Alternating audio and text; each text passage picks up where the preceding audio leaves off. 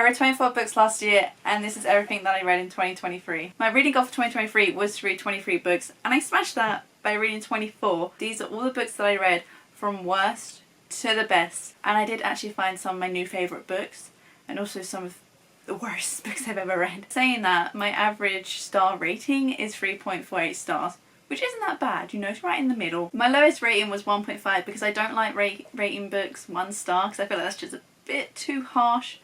But my worst book of 2023 was Northanger Abbey by Jane Austen, and I think I've only read one other book by her, which is Pride and Prejudice, and this is not that. That's a good book, this is that. But I thought I was really going to enjoy this because it's like a parody of Gothic literature and I love Gothic books. Like Dracula, Frankenstein, Picture of Dorian Gray, those are like my bread and butter. But this, not so much. And then there's Treasure Island by Robert Louis Stevenson, and the only other book I've read by him is Jekyll and Hyde, and I really enjoyed that book. This not so much. I really felt like nothing happened in it. It was so boring. I have multiple things in this, the Wordsworth editions, and I have loads of like kids books in this, and so I'm gonna keep this book around because it looks pretty. Other than that, you know, looks pretty, contents inside pretty boring. And then there's The Butchering Art. This is one of my sister's favourite books, and it's a non-fiction book. It's about medical history in the 1800s, it's Victorian medicine, and I've learned all about that.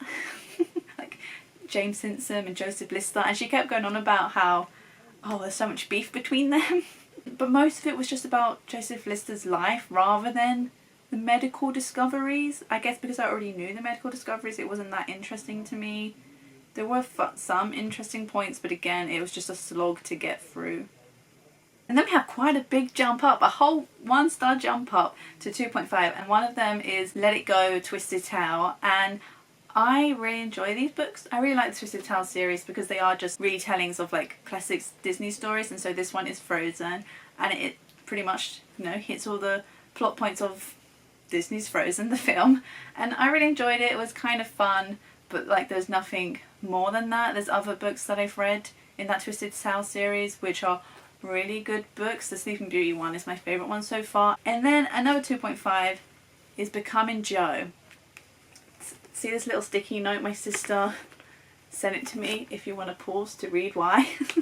And so this is a modern retelling of Little Women. The 2019 version, Greta Gerwig's version, that's my favourite film of all time. And so I really like Little Women and I'm constantly thinking about it. And so I read this and I hated it. The reason I rated it 2.5 rather than like 1 star, because it honestly does feel like a 1-star book, because Little Women does not translate well into the modern world. It really doesn't. Right at the beginning, Jo wants a new laptop to write her stories and Amy wants like a subscription to Photoshop, to Lightroom or whatever. It didn't translate well, and Jo was just Amy level annoying. It takes a while to warm up to Amy, it does in the original tale. But Amy was absolutely fine in this book.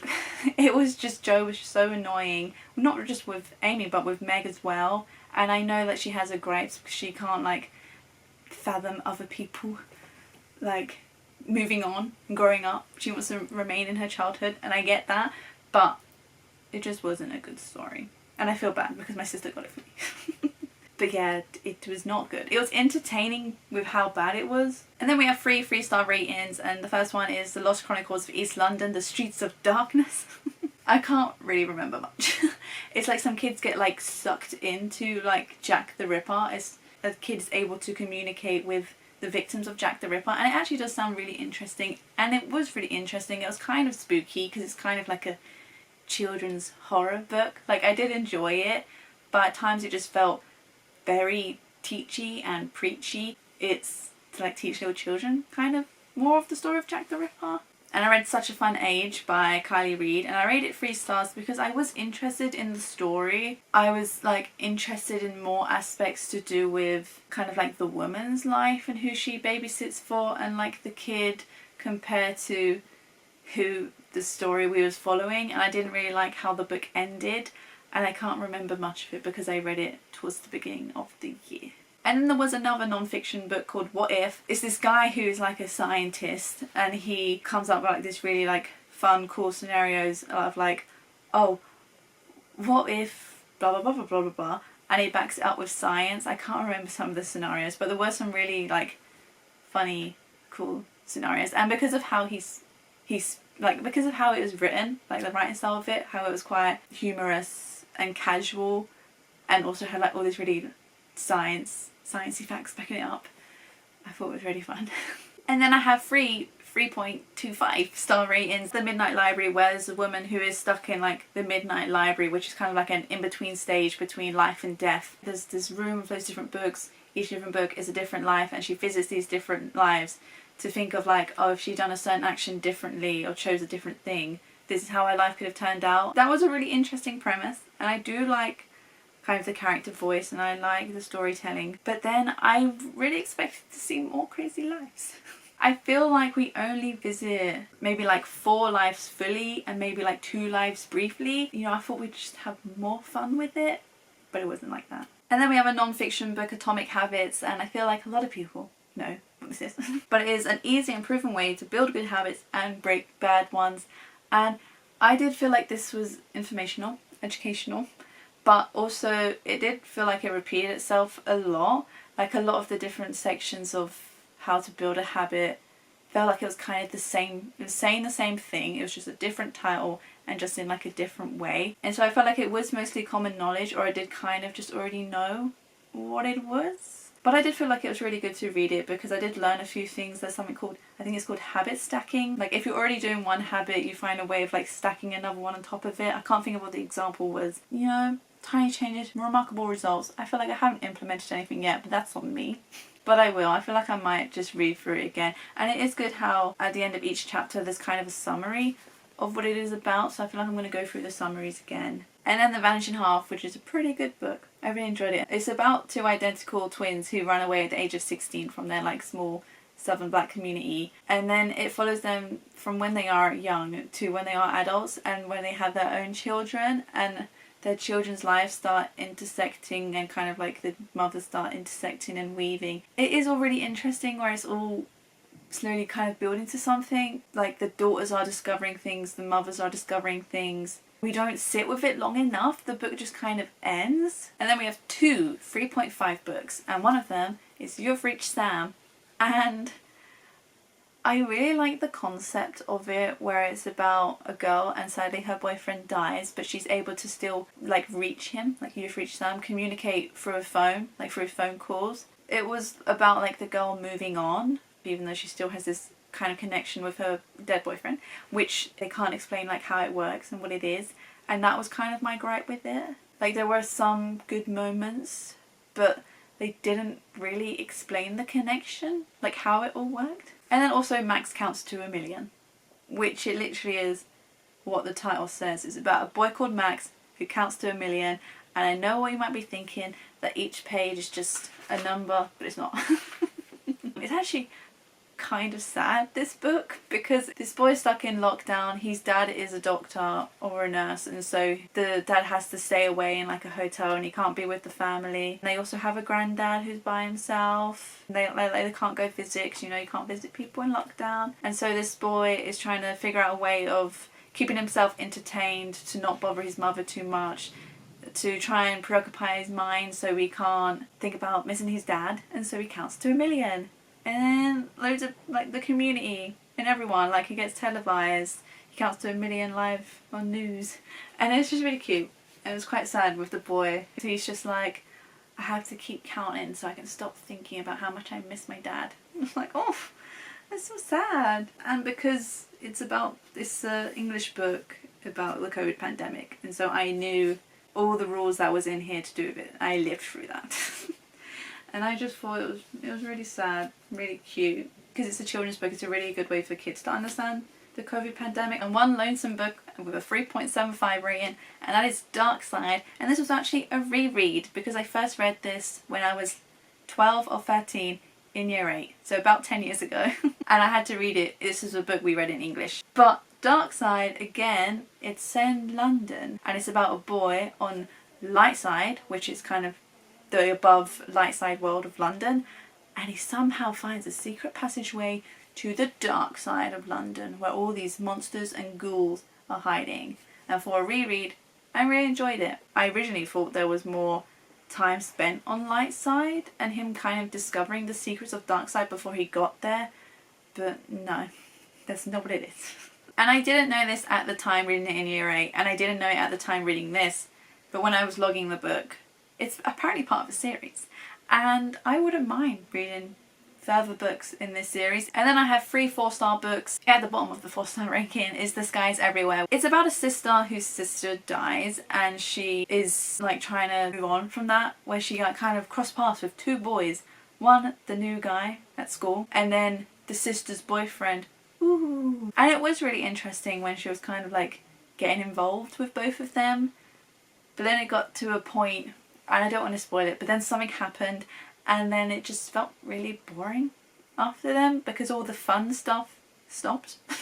Maybe I just wanted more drama between her and the 2 guys, but it wasn't that. But then I did read another book of my sister's, which is a non-fiction book, and it's world mythology in bite-sized chunks. After reading this, I was like, oh my god, this is something that I want to do. So I've made it a goal for this year where every month I read 1 non-fiction book, because I want to learn more things, and I want to get more books like this in the bite-sized chunks series. And I did. I've bought one which is The History of the World, I think it is, in bite-sized chunks. And another one of my sisters has one of these, which is Psychology in bite-sized chunks. It's so good, because you get to learn all these different kind of mythologies in bite-sized chunks.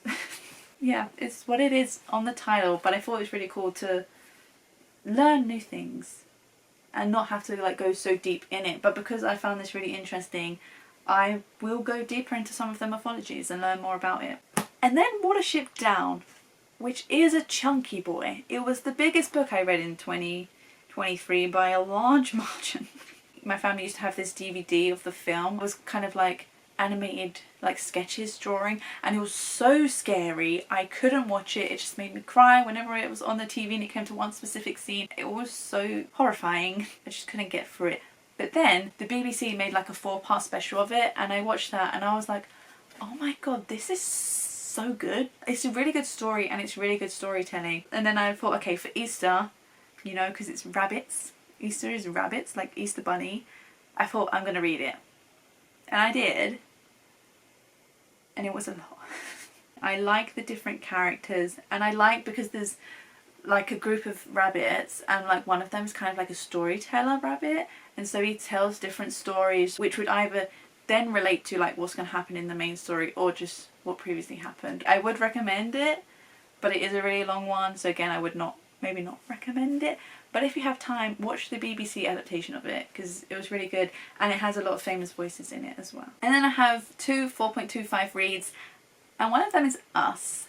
And I'm kind of like surprised by this, because this is not the typical book I read. The typical book I would read is young adult contemporary, and this is from the point of view of like a 40-year-old man, which isn't, that's not, I normally have like 17-year-old girls. That's what I read. A man who's trying to like save his marriage and like save his family, trying to have a good relationship with his son, which he doesn't have.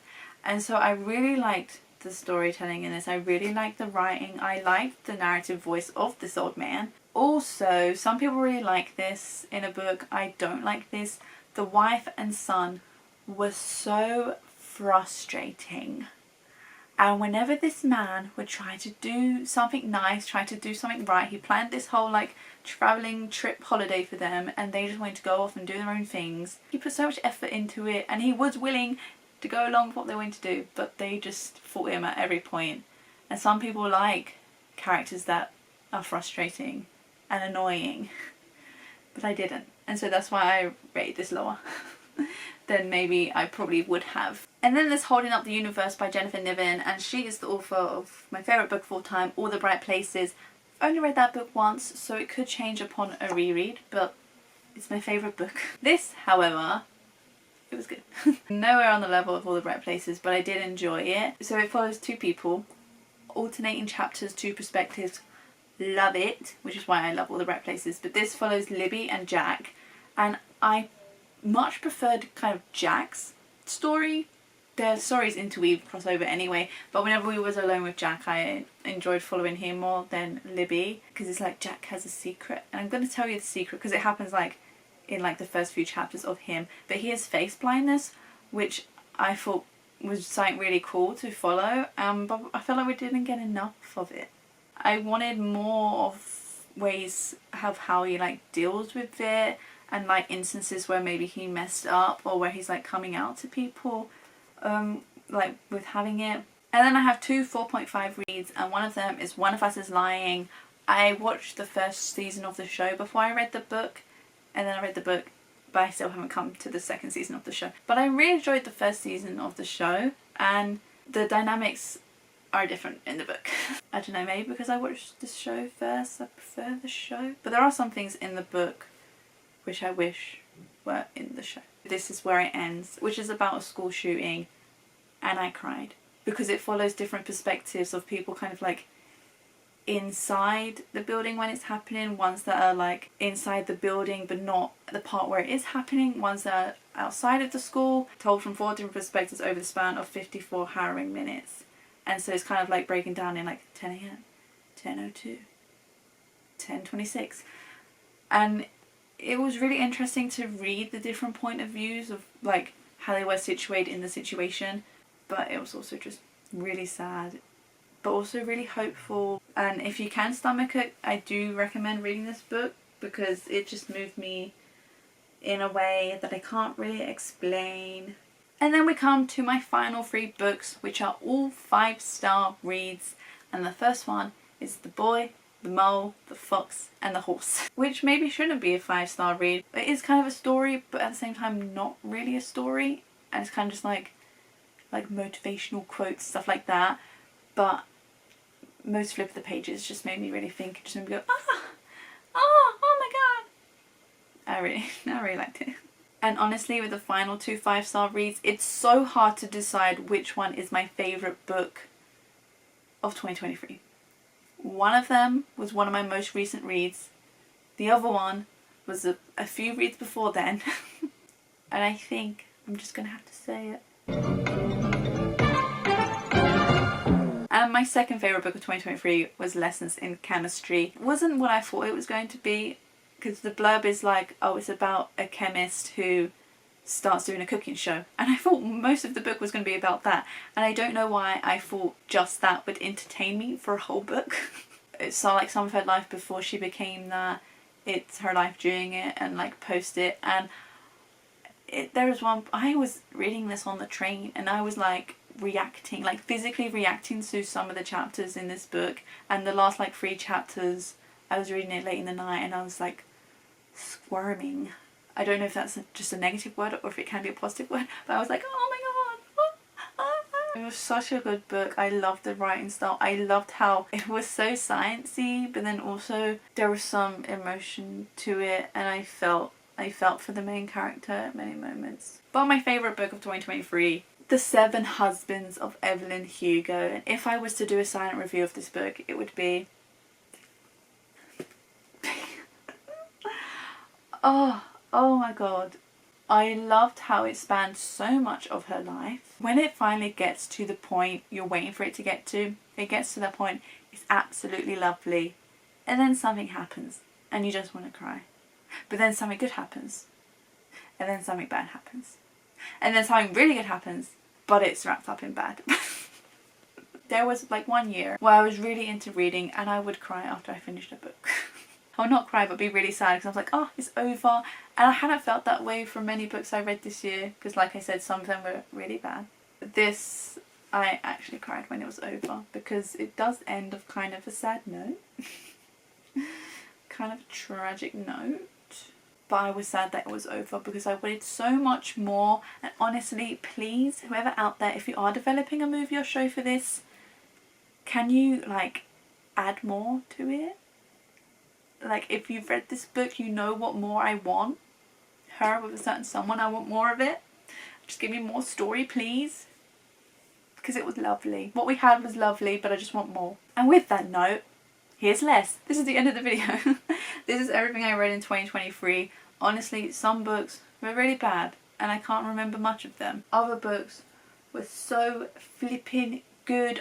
When I finished them, I already wanted to reread them.